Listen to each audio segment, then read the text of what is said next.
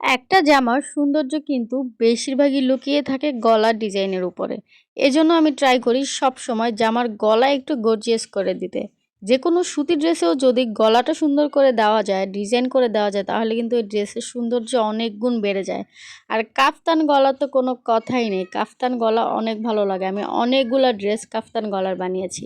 এই সুন্দর গলার ডিজাইনটা যদি তোমরা শিখতে চাও তাহলে কিন্তু পুরো ভিডিওটা দেখবে, একটু স্কিপ করবা না। এই গলাগুলো কিন্তু দেখতে অনেক কঠিন মনে হয়, কিন্তু যখন তুমি শিলাতে বসবা তখন অনেক ইজি মনে হবে।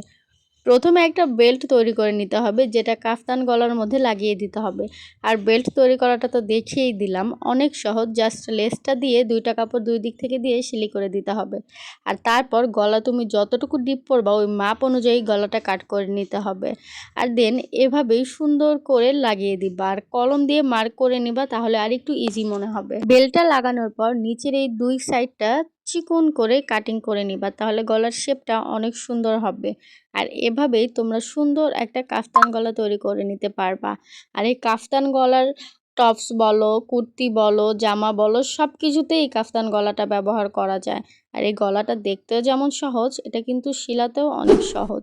তোমরা কিন্তু এই ভিডিওটা যদি মনোযোগ দিয়ে দেখো তাহলে তোমরাও পারবা এই সুন্দর গলাটা সেলাই করতে। তারপর উপর দিয়ে একটা চাপ সেলাই দিয়ে দিবা, তাহলে এটা অনেক সুন্দর হয়ে বসে যাবে।